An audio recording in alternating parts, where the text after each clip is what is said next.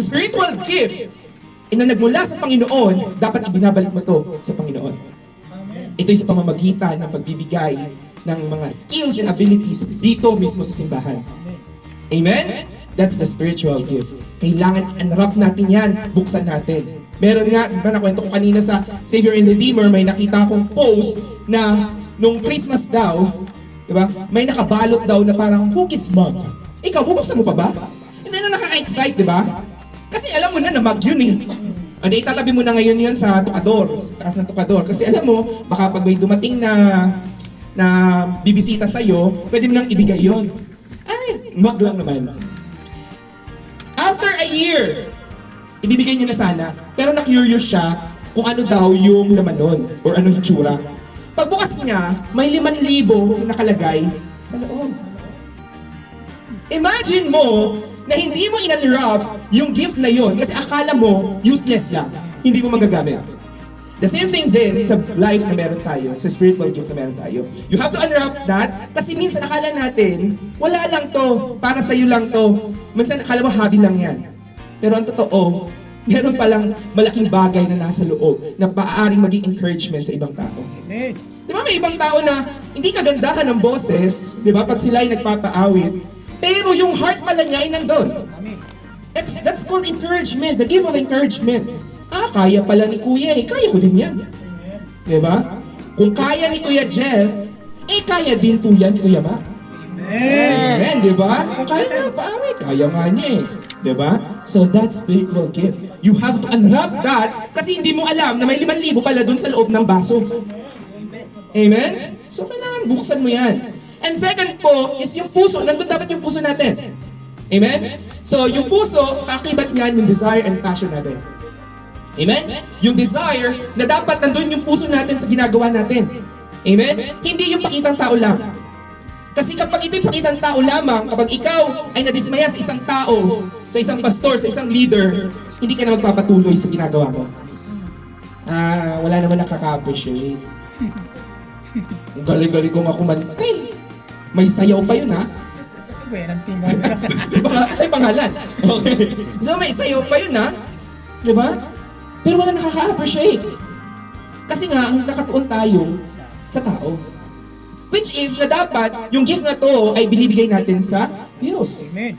Which is yung passion mo. Mahirap daw magtrabaho sa isang trabaho na ayaw mong gawin. Kung pera lang. Nakakapagod. Nakaka-stress. Nakakapangit. Nakaka-wrinkles. Di ba? Nakakapuya. Pero kapag yung trabaho mo ay gustong-gusto mo, kaya mo mag-overtime ng 13 hours. Fresh pa rin. Kaya ba? Kuya Rick? Fresh pa rin yan. Amen. Diba? Kasi gusto mo yung ginagawa mo. The same thing din, kapag tayo ay may gift na ganito at binibigay natin sa ministry ng Panginoon. Amen? Next, our abilities. Abilities natin iba-iba. May magaling, may kagalingan ng sobra dito, diba? Iba yung taste niya sa paggitara, iba yung taste niya sa pagtuturo, iba yung way niya sa pagtuturo. Kung ganito ang gusto ng Panginoon na iisa lang, bakit niya ginawa pare-parehas tayo na paano tayo magturo?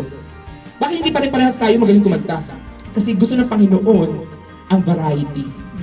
Amen? At doon tayo nagkakasa. Remember, pag sa fellowship, kung may taga-kain, sabi ko, taga-sharon po. May taga-luto, may taga-kain. Diba? Kasi hindi pwedeng taga-kain lang, kasi wala magluluto. Amen? So, dito tayo finorm ng Panginoon. We have different abilities, doon masaya ang Panginoon. At nagagamit yung mga abilities na yun. Amen? And next is our personality. Yung personality na to, ito yung personality na kung saan we are committed.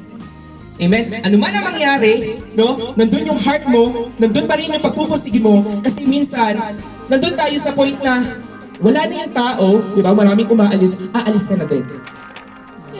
Di ba? This is your church na isin-establish ng Panginoon. Amen? Itong church na to, makikita sa atin yung commitment natin sa gawain ng Lord. Biruin nyo, may ibang tao dito na kung kanina pang umaga. Yan.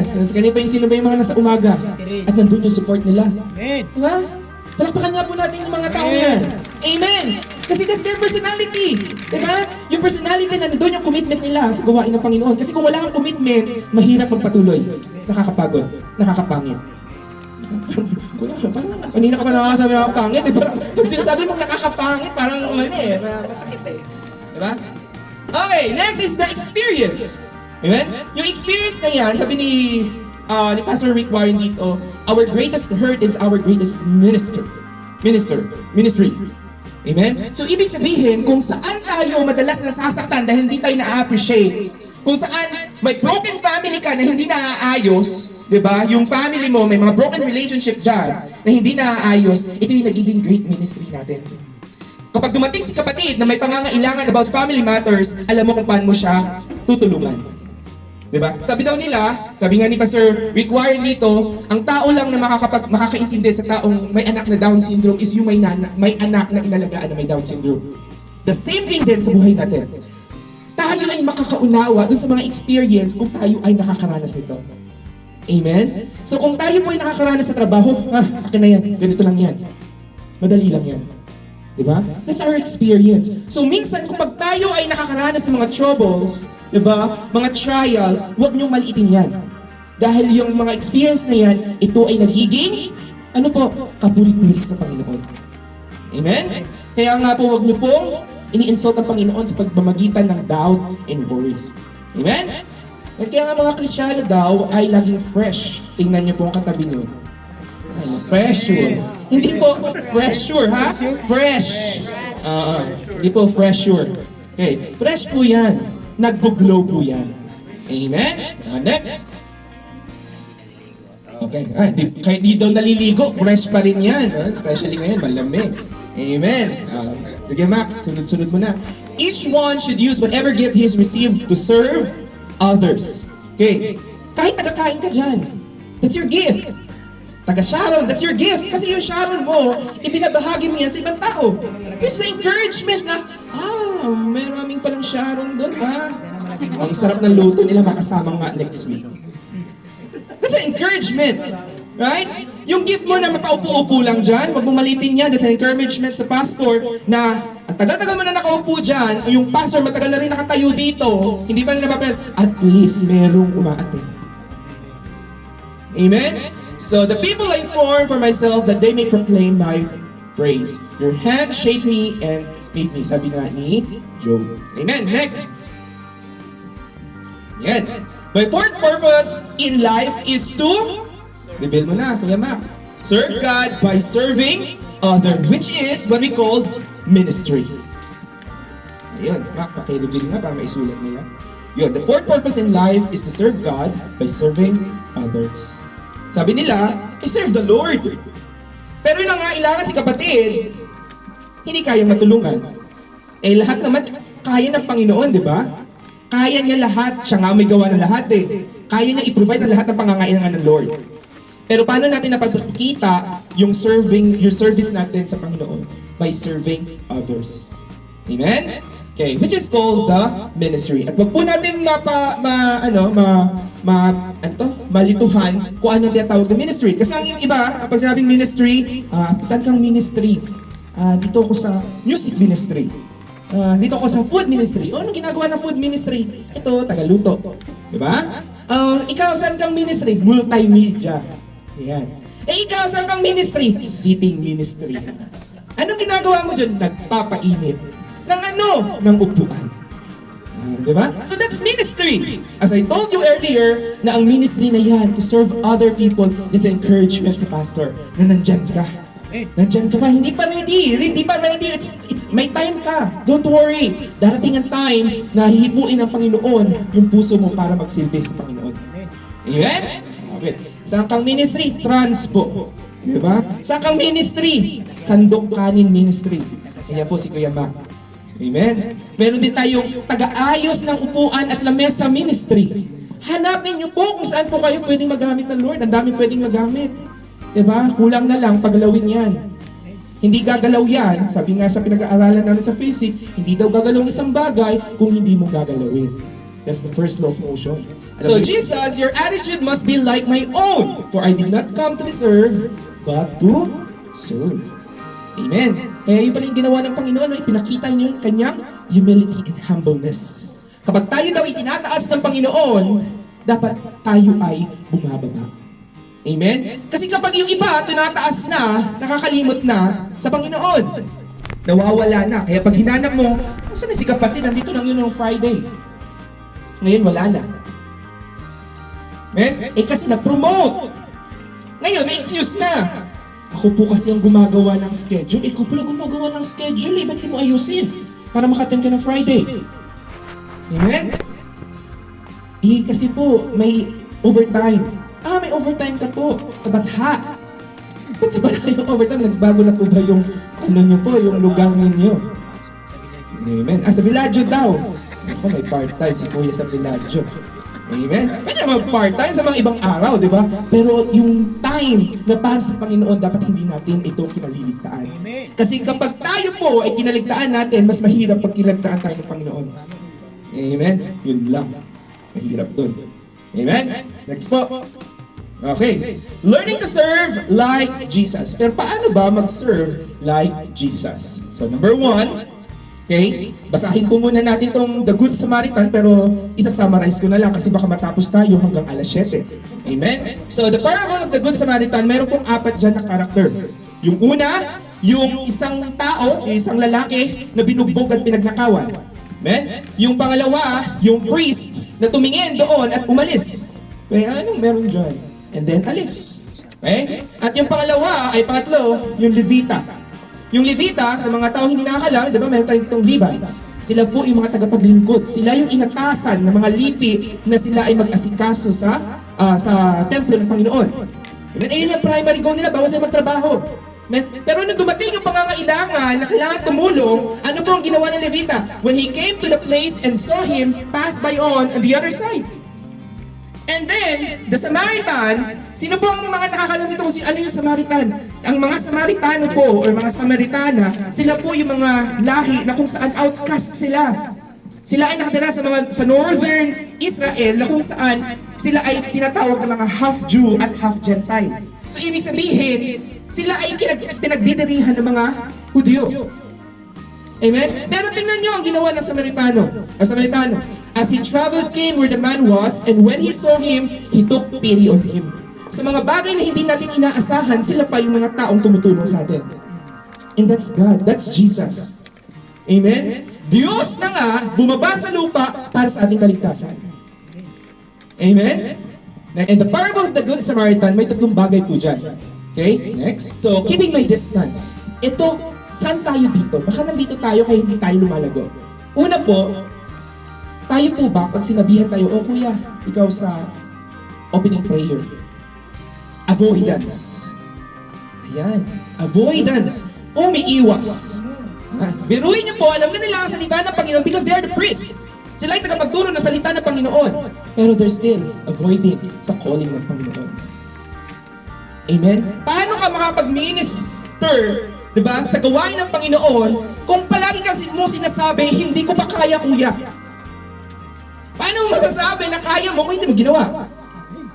Amen? Diba? So, okay lang yan. Sabihin mo na, okay guys, diba? Ako nga kanina, boys eh. Diba? Kala ko na sa klase pa ako. Tawag ko, boys. Okay, boys. Diba? Diba? Dapat tigilan natin yung pag-avoid natin kasi, alam mo yun, yung parang dinadalag ka ng Panginoon, ito yung gusto ng Panginoon, to bless, para ma-bless ka, diba? Pero ang ginagawa mo is patuloy ka na nag-a-avoid dun sa kagustuhan yung calling na meron ka. Amen? And second, curious but not involved.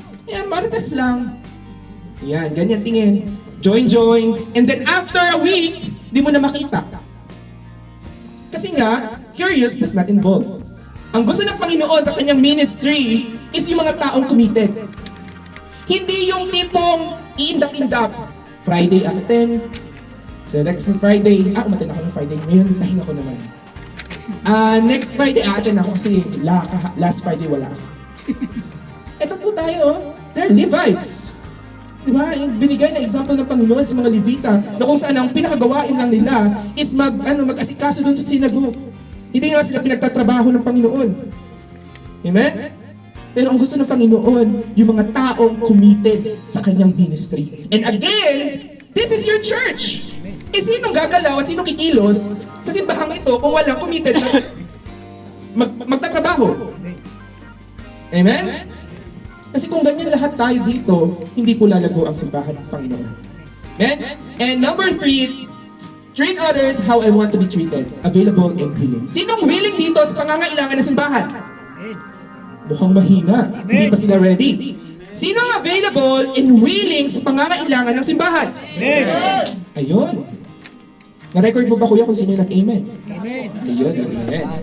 So kapag sinabing sino magko-coordinator next week, amen. Kuya, hindi ko pa talaga kaya.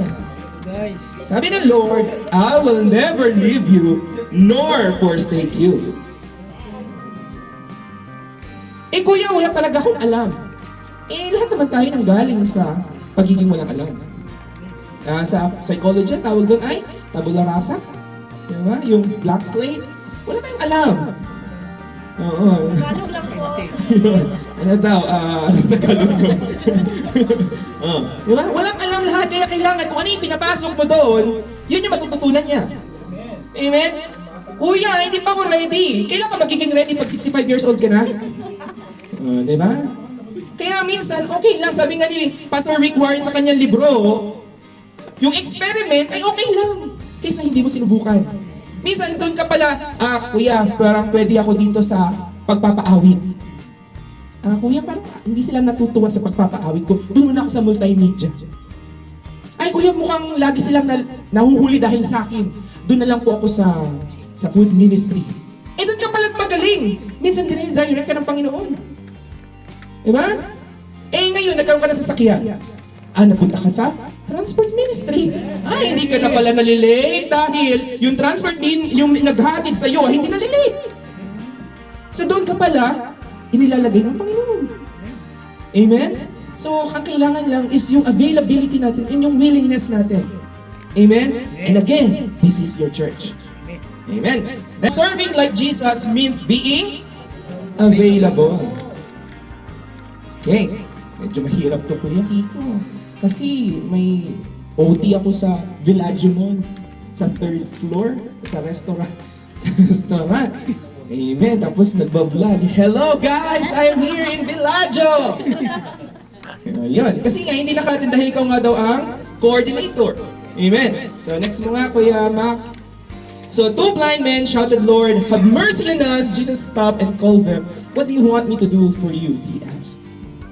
Imagine mo kung si kapatid ay may pangangailangan, nung kailangan ka niya, hindi ka available, ano mararamdaman niya? Di ba daw masakit? Amen? So, kailangan, like Jesus, dapat lang, we are always available. Makinig. Yung presence natin nandun. Amen? Next. So, serving like Jesus means being available. Never tell your neighbors to wait until tomorrow if you can help them. Now, bukra inshallah. Ilang beses yun na narinig yan. Diba? Sabi dyan, wag mo nang pabukas pa. Wait, never tell your neighbors to wait until tomorrow if you can help them now. Buti na lang, Kristyano kayo. Wala sa bokabularyo nyo ang bukra inshallah. Amen? Kasi kung, hindi pala gusto ng Panginoon yun. Kasi ang gusto ng Panginoon, kung kaya mo naman na palang i-enter para ma-renew yung ikama mo, wag mo na ipagbukas. Amen? Kasi sabi sa Proverbs, kaya mo nang gawin eh. Kailangan mo mag-issue ng exit re-entry. Imagine mo, sa online lang naman yun. Tapos bukra inshallah, naka 3 days na, bukra inshallah pa rin. Amen? So tayo bilang isang Kristyano, kung kaya na natin, gawin na natin. Amen? Next po. Kasi yung iba sinasabi, Kuya, next week na lang po ako magko-coordinator. Kuya, next month na lang po ako. Hanggang 5 years ka na, hindi ka pa nakakapag-coordinator. Gising kapatid. Amen. Kaya sabi ko sa inyo, ang unang hakbang ay mahirap, pero yun yung pinaka-memorable. Amen? So start seeing the needs of people around you. Don't think only for your own good, think of other Christians and what is best for them. Imagine niyo, hindi madalas nagagamit ang salitang Christians. Pero itong sa verse na to, specific verse na to, don't think only for your own good, think other Christians. Ginamit ang salitang Kristyano. Kasi we are Christian na dapat, nandun nakikita sa atin ang pagiging isang Kristyano bilang follower ng Panginoon. Ano ba ang essence ng pagiging isang Kristiyano? We are follower of Christ. Sino bang follower dito? Amen. Sino ang Kristiyano? Amen. Amen. So, yun po, dapat binibigay natin yung the best natin para sa kanila. Hindi dahil kagalit natin sila, di ba? Kaya hindi natin nagagawa yung mga bagay na the best para sa kanila. Hindi yun isang Kristiyano. Amen? Kasi Jesus Christ, sabi di ba? Kailangan maging Jesus Christ tayo. Kung si Jesus Christ is a righteous God and you are a sinner, wala dapat siyang pakialam sa atin eh. Di ba? So the same thing din, kung tayo ay may hinihate na tao, dapat binibigyan natin sila ng pag-ibig. Kung tayo ay inaaway nila, sinusuklian natin yan ng pag-ibig. And that is Christian. That's the word Christian, follower of Christ. Amen? Kapag binatok ka ng tinapay, batuhin mo daw ng... pag binatok ka daw ng bato, batuhin mo daw ng tinapay. Pero ngayon, huwag naman bakal. Baka mabato mo yan sa mga Pakistani at mga Bengali. Okay? So, pag binato mo daw ng bato, batuhin mo daw ng tinapay, may pansit canton at saka itlog. May palaman. Amen? So, magiging masaya. Huwag mong gagantihan na binato ka ng bato, binato mo pa ng bato ulit. Hindi po matatapos yan. Cycle po yan. Amen? Next po. So, letter B, sympathize with people's pain. He comforts us in all troubles so that we can comfort others. When others are troubled, we will be able to give them the same comfort God has given us. This is what we call discernment. Parang hindi ko alam ang problema si ate. Kita ko sa mukha niya talagang, may problema siya. Pasan niya yung mundo eh. Tingnan mo. Oily na nga yung mukha. Talagang marami talaga siyang iniisip. Yung eye bag talaga medyo, maleta na ata niya. Hindi na eye bag. Diba? So, puyat dahil sa kaiisip.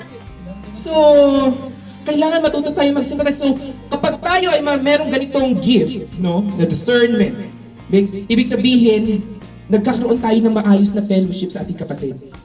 Amen? Hindi natin siya, wala tayong masasabi na, ang dami mo ng problema, gino-joke mo pa ako ng ganyan. Diba, Tiche?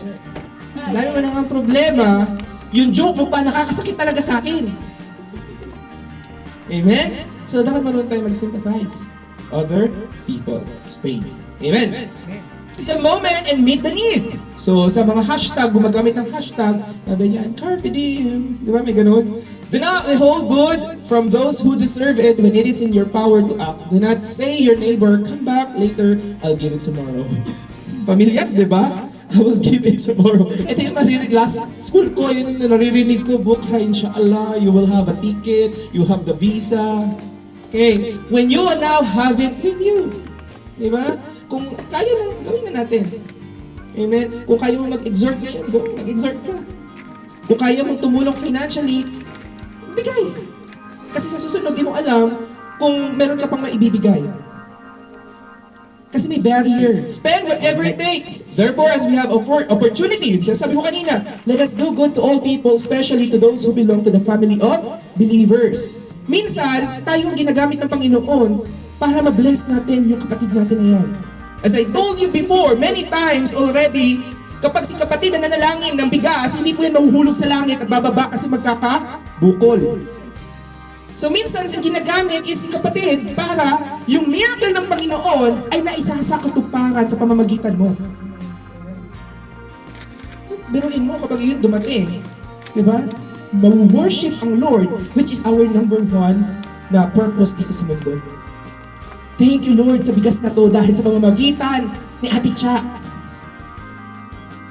And then, babalik ka dun sa first purpose mo, na ma-worship ang Lord sa pamamagitan ng buhay mo. Dahil itong si kapatid na puno ng problema, nakalimutan na makapag-worship, dahil sa iyo, di ba? Nandun yung miracle ng Panginoon. Maging vessel po tayo, maging instrumento tayo sa mga answered prayer na ito. At kapag ikaw po ay nagagamit ng Panginoon, ikaw po ay VIP. Sino mo gusto maging VIP dito? Pag may VIP, pass ka, ikaw una lagi sa pila. Ikaw ang una sa pinakamasarap na pagkain. Diba? Sa mga buffet, VIP yan eh. Diba? Eh kung ikaw wala kang ginagawa, expect mo, anong ginagawa mo? Ang gagawin mo? Nag-expect ka ba ng ikaw una, wala ka nang ginawa? So, magpagamit tayo sa Panginoon. Amen? At yung mga ginagamit, pag tayo ay nagagamit ng Panginoon, huwag po natin hayaan, no?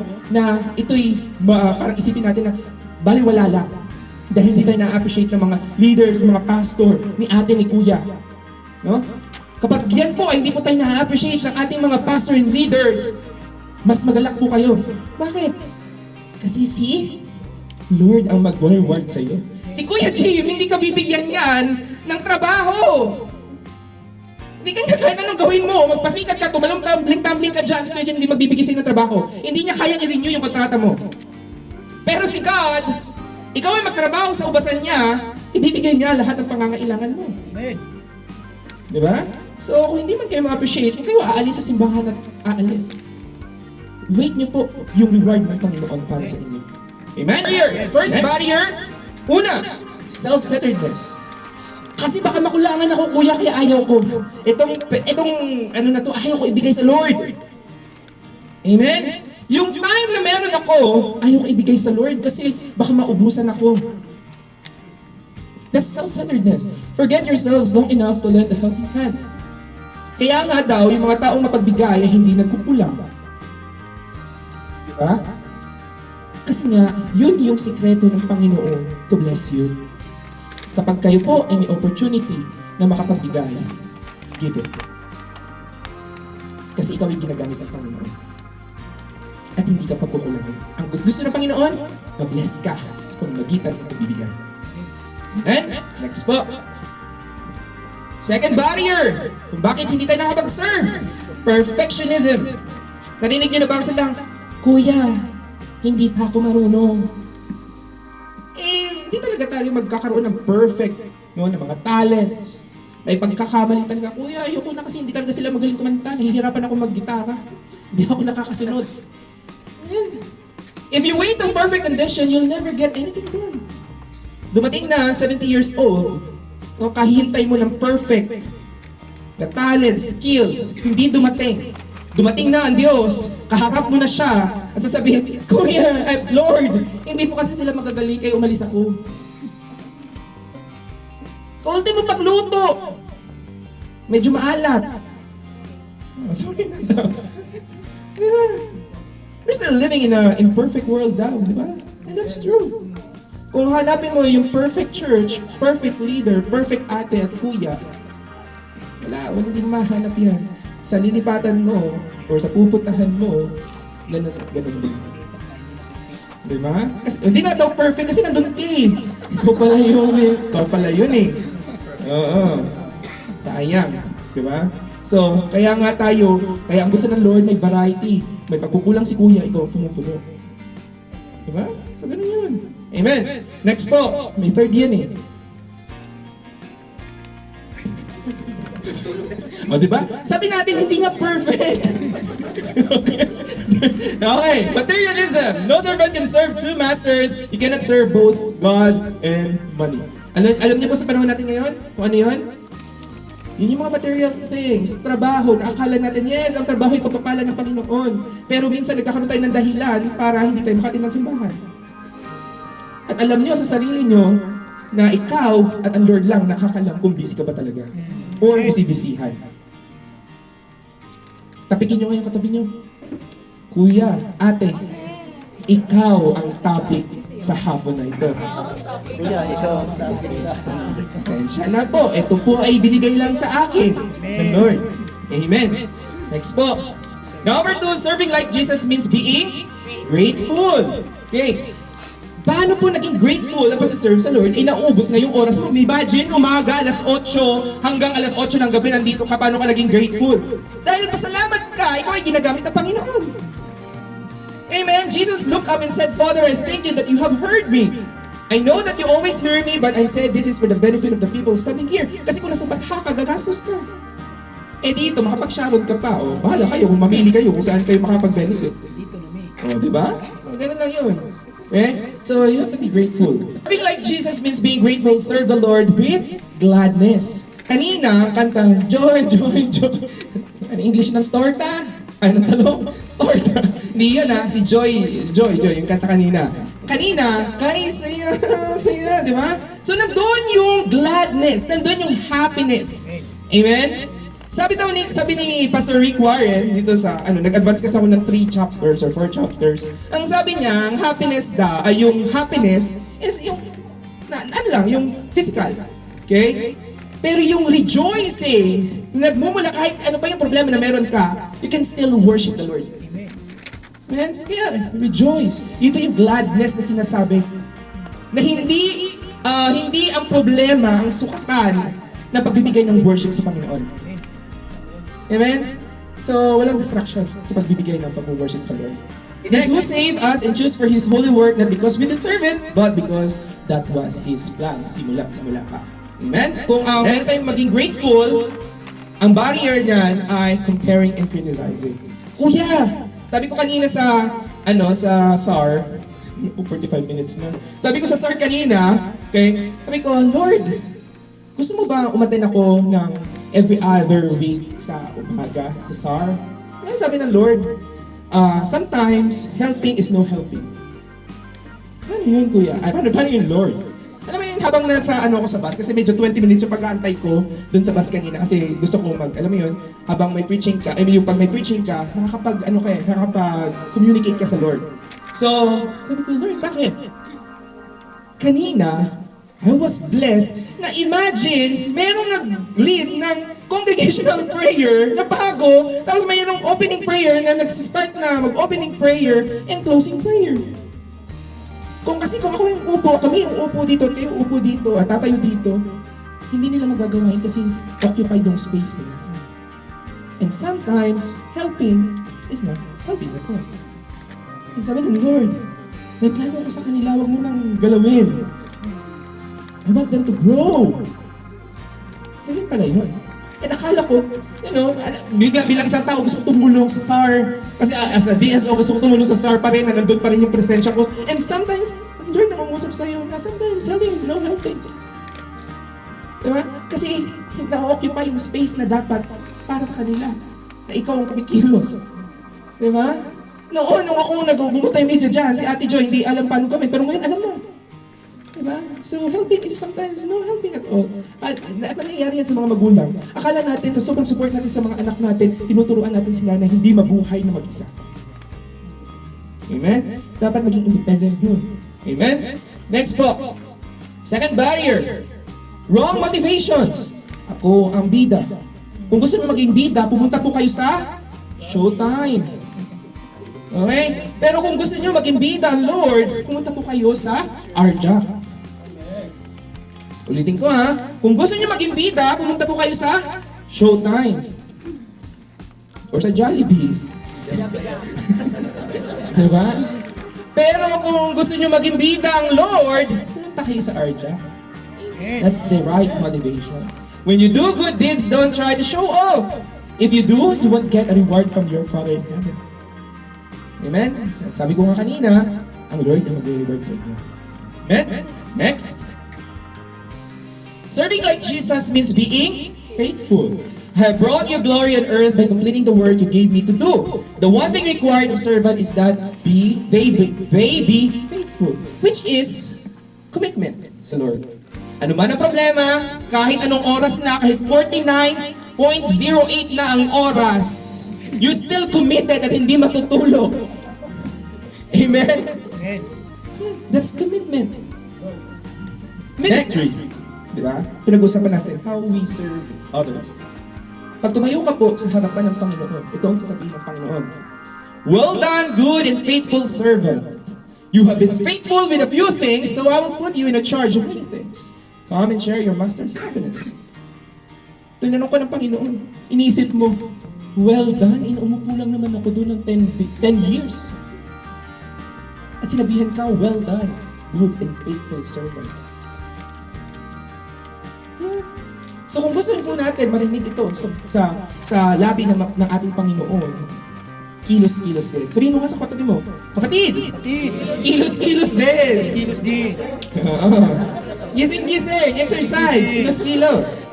Diba? So kapag kayo po ay haharap sa Panginoon, maririnig nyo sa labi ng Panginoon, "Well done, good and faithful servant. You have been faithful with few things." So, imagine mo kung ano ang ibibigay sa'yo ng Panginoon sa langit. That I will put you in charge of many things. Come and share your master's happiness. Di ba? So, kung kayo po, medyo nag-iisip na, alam ko kanina nag-iisip kayo, saan ako gagamitin ng Panginoon? Sa teaching ba? Sa exhortation? Sa multimedia? Mahihain po talaga ako. Ang gusto ko lang po talaga, yung alam, makuda po kasi ako talaga, kuya. Pwede kasi evangelism. Walang ligtas. Diba? Dami makuda Let's punta sa evangelism. Diba? So, walang lugar yung excuses and avoidance sa ating pagiging isang Kristiyano. Amen. Kung gusto mo talaga mag-serve sa Lord. Ang minsan, ang gusto ng Lord, i-bless ka. Pero dinidelay mo. Gusto ng Lord, dalhin ka sa Canada, sa Switzerland, sa Poland. Gusto ng Panginoon, gusto niya din yun Kaso, ang gusto ng Panginoon is lumabog ka muna bago ka makapunta doon. Ang ginagawa mo, indap-indap, dinidelay mo yung plano ng Panginoon para sa iyo. And again, may will po tayo. So kung gusto ko, habang nag-aantay tayo sa plano ng Panginoon, amen? Serve others. Fellowship and worship the Lord. Ito po ang mensahe ng Panginoon sa hapon na ito. Amen?